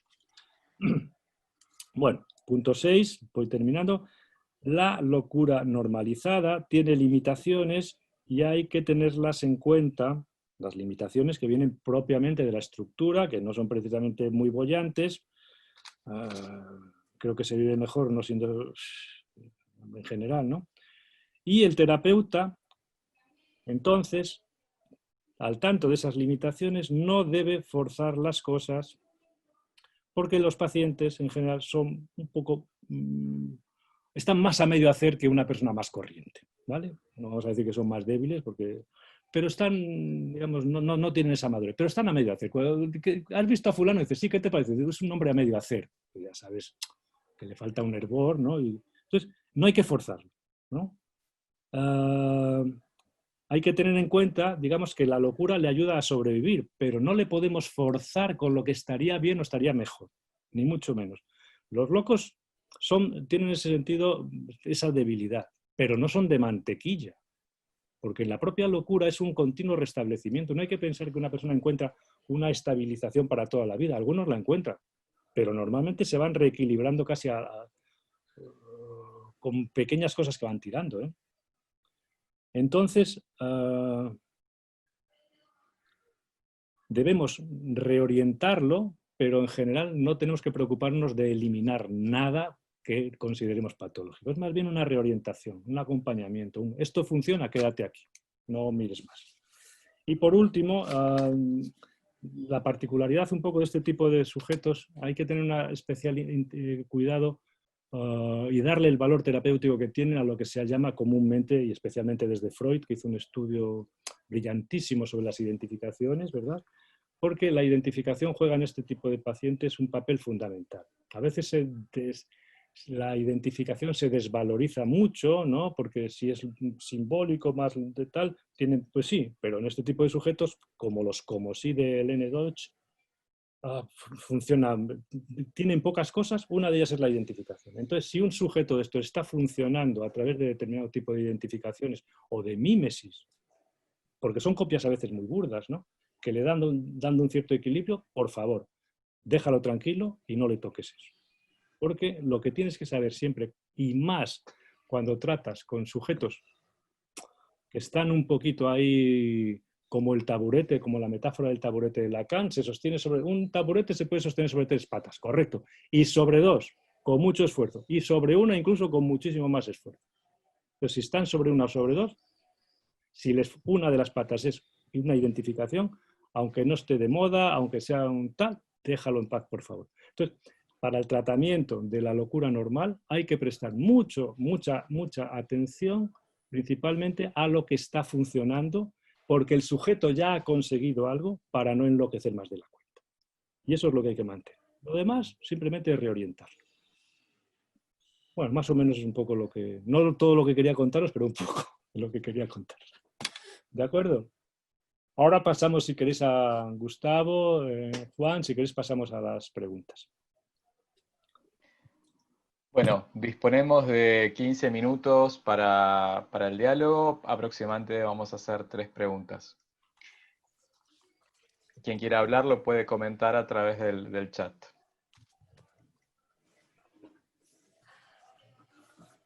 Ahí hay algunas preguntas que han hecho en el chat. Uh-huh.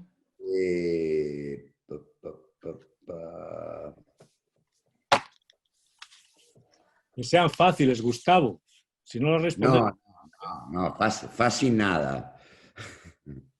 Jean-Louis Hourgras acaba de levantar la mano. Dale. ¿Qué tal? Buenas tardes, acá desde Altagracia, Córdoba.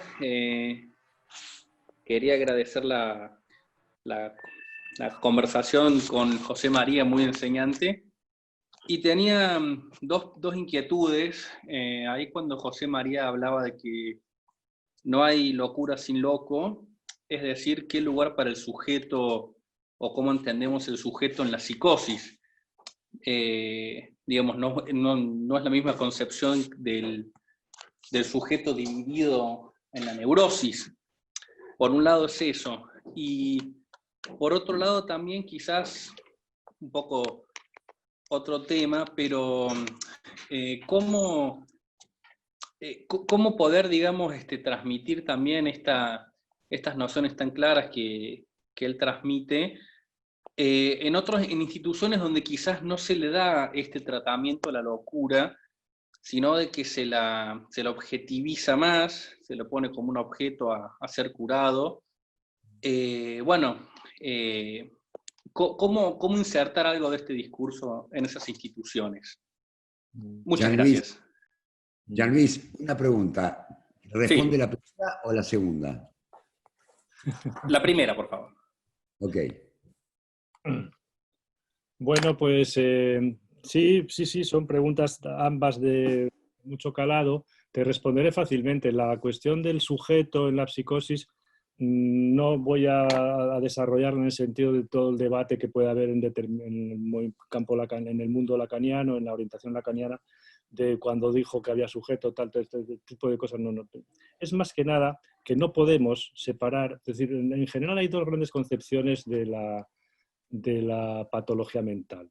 Si tú incluyes a un sujeto, llámalo sujeto o llámalo persona. Es verdad que no es lo mismo una persona psicótica o una persona neurótica. Si incluyes a alguien ahí, o es pura materia, es decir, es un organismo que funciona solo.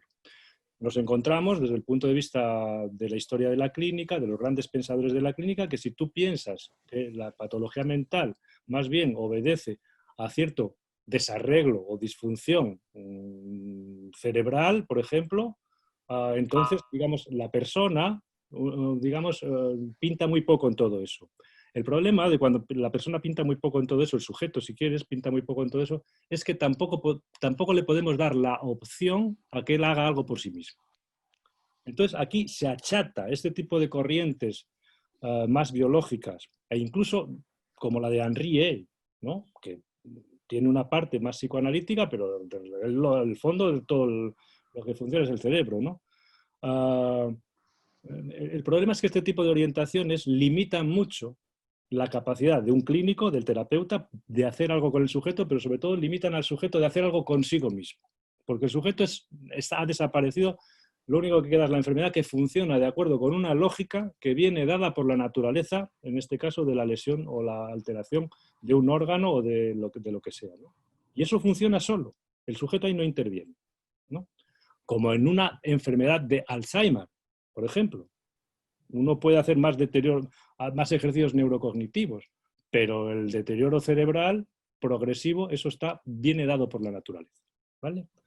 Entonces, punto 1. Punto 2. Es cierto que no es lo mismo un sujeto neurótico que un sujeto psicótico, ¿no? Y eso se puede ver muy bien con respecto a los puntos en los que yo traté de señalar algo específico de la psicosis. Por ejemplo, con relación al saber. Claro, el sujeto dividido es un sujeto que se dirige, entre otras cosas, al otro porque él tiene un saber, ¿verdad? Pero reconoce que el saber no está en él. Es decir, que si atribuye un saber al otro, puede, en ese sentido, ponerse en manos del otro. Puede establecer una transferencia en ese sentido de tipo más neurótica y puede, si el otro, el que escucha, el clínico, en un momento determinado es capaz de borrarse, de apagar la luz y de permanecer a cierta distancia, una vez que le ha enseñado a investir, es decir, a hablar, y a que en el bla, bla, bla puede encontrar ciertas claves que le orienten en su vida, mucho más que si él le diera consejos, ¿verdad? Entonces el trabajo es perfecto, porque el sujeto habla, se puede decir así, y va encontrando ciertas claves, le habla al otro, pero el que descubre es él. Un sujeto dividido por excelencia. El sujeto dividido también tiene otra raigambre fundamental, entiendo yo, que es que el sujeto neurótico es un sujeto histórico. Es decir, que ¿en qué se distingue la vida lo discutíamos el otro día en un caso de supervisión? Cuando le preguntas a un paciente que está loco por su familia, solo 3 o 4 que están ya muy metidos dentro de la psicoterapia o del psicoanálisis te pueden hacer una historia familiar. Pero lo que cuentan en general son fragmentos, incluso fragmentos de mucho antes de que nacieran, que no tienen nada que ver con él, ni siquiera con su familia. Es como una genealogía fragmentada. Una genealogía que muchos delirios tienen que reconstruir a través justamente del delirio. Pero el sujeto neurótico no. El sujeto neurótico cree en la familia o cree que la familia es más, pero que tiene una relación histórica donde él aparece como el resultado de algo o como el fracaso de algo, etc. Es un tipo de sujetos, ¿verdad? Así es como los caracterizó Freud. Y hay muchos sujetos así, ¿no? El sujeto psicótico es un sujeto, en ese sentido, no es histórico. Su historia está fragmentada, ¿no? Y no se le puede entonces tampoco, de cara al tratamiento, por seguir con este asunto, pedir que historice con vistas a que eso le pueda equilibrar o no equilibrar. No, con eso hay que andar con mucho cuidado, porque están en otra dimensión, ¿no? Entonces, bueno, quizás estas dos cuestiones, la presencia del sujeto se nota en los momentos en qué puede aportar un sujeto a su locura, a la locura que en el fondo, como dice Lacan, él decide o da su consentimiento, ¿no? Una insondable decisión del ser. Me parece una definición poética y maravillosa, de las más hermosas que escribió Lacan. Es decir, que él contribuye en algo, ¿verdad?, a entrar en esa locura, en la medida que confía en que eso sea una defensa, pero justamente le das la potestad, al concebirlo así teóricamente, también de que haga algo para equilibrarse. Si un terapeuta de psicóticos no tiene confianza que el loco hilando algo o más o menos marcándole ciertos sitios o haciendo ciertas cosas, trabajo a veces de pintar, cosas de ese tipo, le puede equilibrar, no puede dedicarse a eso. Entonces, si concibes el sujeto es para bien y para mal, es decir, él decide, pero él puede reequilibrarse. Asunto fundamental. Y en relación con la transferencia, ¿a qué te diriges tú? ¿A un organismo que está enfermo? ¿Qué le haces con un tipo que está? ¿Le mandas a hacer qué sé, ejercicios para que se entretenga. No, tú hablas con personas. Entonces, si hablas con personas, quiere decir que ahí hay un sujeto. Es decir, que tanto en la clínica como en la concepción psicopatológica, la presencia del sujeto es fundamental. No sé si te resumo un poco.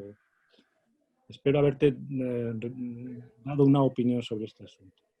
El concepto de locura, por otra parte, tal como queremos usarlo aquí, es más bien que no hay locura sin sujeto, pero enfermedad mental sí puede haber sin sujeto, ¿no? Entonces, preferimos este otro tipo de...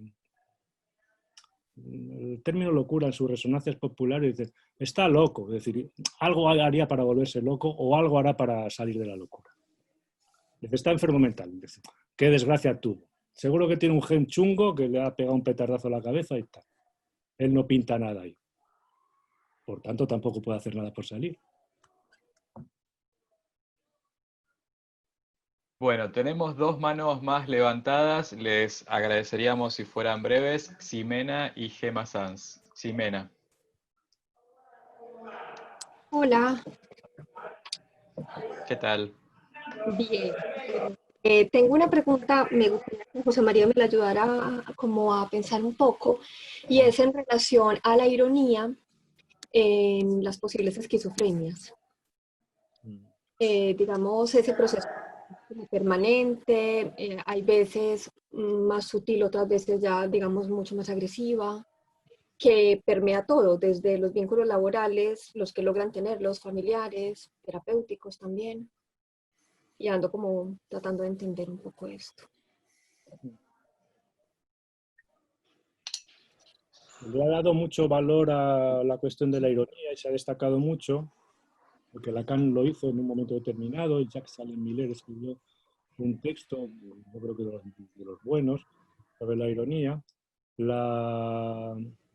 Yo la ironía, precisamente en la esquizofrenia, lo que transmite la ironía esquizofrénica principalmente es una mezcla, o sea, de plenitud y al mismo tiempo de descrédito completamente del otro. A mí, te voy a dar mi opinión, ¿eh? No te voy a recordar lo que ya conoces por los textos de otros, ¿no? Pero la ironía esquizofrénica es como la imposibilidad de hacer vínculo con el otro y al mismo tiempo una cierta vanidad o soberbia de esa, ni siquiera necesitarlo, ¿no? Entonces, por una parte apunta a esa soledad por excelencia, pero al mismo tiempo de saber jugar de alguna manera con esa soledad para vincularse al otro.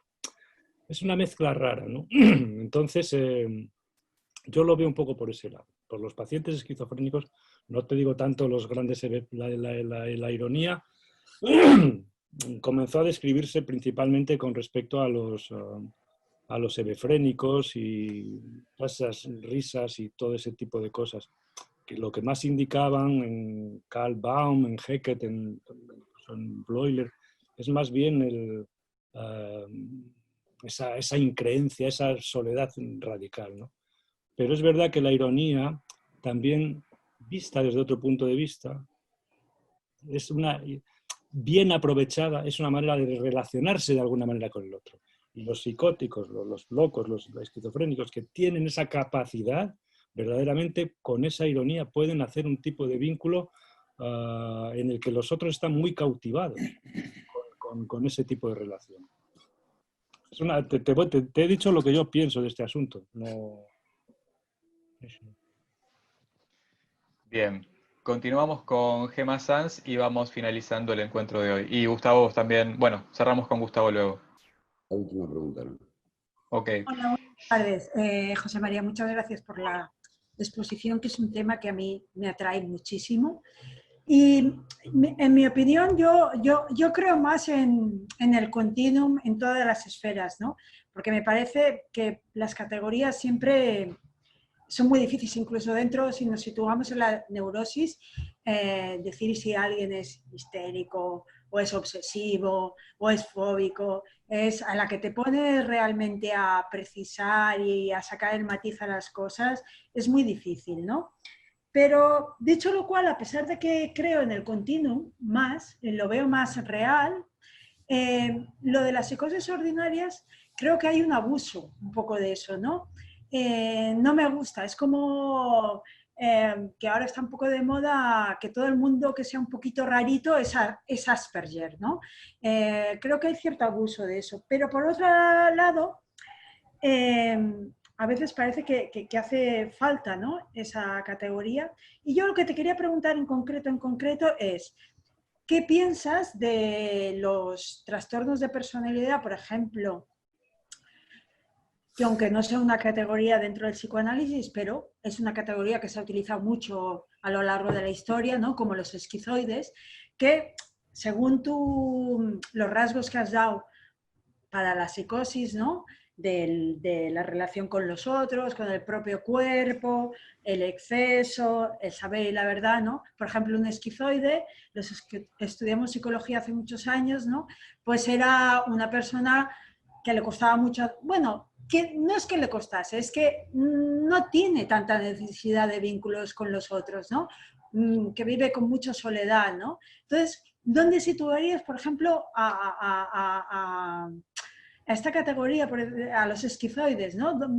Es tentador situarlo de alguna manera, es decir, como que cumplen mucho uno de los parámetros que has descrito, pero de todo lo demás a lo mejor no hay nada, ¿sabes? Es lo que te quería preguntar. Muchas gracias de antemano por la respuesta. Pues son consideraciones muy complicadas de responder, por lo menos para mí. Yo te voy a dar mi opinión. Yo, con respecto al continuo y al discontinuo, te voy a decir dos cosas para que las consideres. Creo que a lo largo de la historia se van alternando. Cuando hay una dispersión del continuo muy grande, inmediatamente viene un continuo a regular unos límites. En todas las, mira, Kraepelin mismo, con todo lo que era de categorial, escribió 8 ediciones del Lehrbuch de la Psiquiatría, y cuando se jubiló y dejó de editar ese libro, que después ya lo editó Lange, escribió una serie de artículos y se hizo continuista. Dijo, no sé por qué toda la puta vida empeñado en distinguir la demencia precoz de la psicosis maníaco-depresiva, cuando ahora no veo ninguna diferencia. O sea, que quiero decir, incluso el mismo autor, Lacan igual. Lacan de los años 50 es categórico, pero Lacan de los nudos es todo lo contrario. Es decir, que creo que, incluso te diré otra cosa más, cuando comenzamos a trabajar nos somos más discontinuos y cuando terminamos nuestra vida profesional somos más, cuando empezamos somos más categoriales, necesitamos más los tipos clínicos para ordenarnos y para gobernar un poco nuestra angustia, y cuando terminamos no nos necesitamos tanto y nos da igual, entonces somos más discontinuos. Y por último, para complicarte un poco más las cosas, te diré que yo creo que hay que usar las dos lámparas a la vez. O sea, que históricamente, por un lado, se van sucediendo que los autores, incluso los grandes pensadores, han podido alternarlos o dar paso de uno a otro, sobre todo en la juventud, lo categorial, y en la edad adulta, lo más continuista, en general, ponemos la excepción de Kretschmar, de Melanie Klein, etc., ¿no? Y que yo creo que tenemos que pensar la patología o a las personas con los dos modelos a la vez, si somos capaces. Con respecto a la psicosis ordinaria, pues yo también creo que se abusa mucho de ese diagnóstico, muchísimo. Y que vendrá de nuevo un nuevo reparto donde todo esto se ordenará un poco, porque es muy difícil llevar este modelo a la institución pública, en la medida en que a ver qué haces en un servicio de salud mental poniéndole diagnóstico de psicosis a todo el que va a consultar. Pues, es una cuestión de investigación, ¿verdad? Que hay que investigarlo de criterios más o menos cabales, no sacar las conclusiones antes de tiempo. Y si son una cuestión de investigación con respecto a los cambios en la subjetividad moderna, no lo podemos introducir inmediatamente en una categoría nosológica. Hay que andar con mucho cuidado, porque si no tienes una semiología clínica sobre la que asentarla, todo lo demás es un poco disparate. Y por último, lo de los esquizoides. Pues este campo del que hablábamos antes en la presentación, Gustavo, etcétera, es un campo complejo, ¿no? Entonces, hay una serie de grupos descritos por Henri Claude, por ejemplo, que tampoco tendrán muchas luces, pero este campo, esto lo veía, Henri Ey, toda esta serie, muchos autores, Jorge, todos estos, Jorge no, el Polatín, todos estos tipos, ¿no? Que vieron Silburg, muchos autores, Vygotsky, infinidad, ¿no? Vieron ahí una especie de cosa, pero el asunto es desde dónde lo enfocamos. Los trastornos de personalidad. Nos ponemos, nos encontramos a personas. Alguien que se quema, tiene que se pone se enamora y se desenamora en 2 días. Bueno, ¿dónde pones a esas personas? Pues claro, hay un tipo clínico más o menos que dices, es un trastorno de personalidad tipo tal. Bueno, pues, pero depende cómo lo mires, porque yo a lo mejor lo que escucho ahí es qué tipo de estructura de base tiene con respecto al deseo y a la relación con los otros, y con eso ya me hago una idea, porque una cosa es lo que hace, es decir, la conducta, el comportamiento, y otra cosa es la función que cumple, lo que hace. Y entonces ahí ya empezamos a ponernos un poquito en posiciones distintas. Es decir, que se puede hablar de trastorno de personalidad si lo miramos desde un cierto enfoque, si lo miramos desde otro punto de enfoque, que es lo básico. Es decir, qué tipo de defensa hay ahí, ¿no? ¿Para qué les sirve? ¿Con qué se engaña? Todo esto, ya ves otra organización. Por otra parte, si se han descrito los esquizoides es porque en realidad hay sujetos así, muy aislados, muy ausentes. Este tipo de perfiles son, y no son esquizofrénicos, son tíos pues, muy metidos dentro de sí mismos. ¿Son psicóticos? Eso ya es otro punto de vista. Eso es otra mirada la que hay que... Pues, en fin, estas son las discusiones que hay que tener, claro. Porque no es que yo tenga más razón o menos, no, es que los problemas se resuelven si uno se hace las buenas preguntas, no si da la respuesta antes de tiempo. Pero entonces, José María, perdona, ¿tú situarías, por ejemplo, un esquizoide dentro de la estructura psicótica? Depende a qué esquizoide. Vale. Yo me sentaría con él y diría, pues mira, tiene un fondo de soledad, de autismo, de tal, bueno, sí, puede tener... Y a otros no, a algunos sí, depende. Porque yo lo miraría desde otro punto de vista, desde un punto de vista más estructural, que me da igual, que lo miro desde un punto de vista más estructural porque me da cierta información, pero después lo miraré como Miguel o como se llame, que me da... ¿Sabes? Y me preocuparé mucho más. La preocupación continuista es en qué se parece este hombre al resto de las personas. Que es una preocupación muy lícita que hay que tener. ¿En qué se parece a la gente? ¿Qué comparte con el hombre normal, por ejemplo? No que comparte con el que está más loco, que es más categorial, ¿no? O sea que todas las miradas hay que cogerlas, ¿no? ¿En qué se distingue este de los demás? Es una mirada muy del tipo clínico. ¿En qué se parece? Es más continuista. Gracias. Gustavo Lipovetsky. Nada, solamente para terminar, para agradecer siempre la generosidad de José María para transmitir sus conocimientos. Muchas gracias, Gustavo, muchas gracias a Suma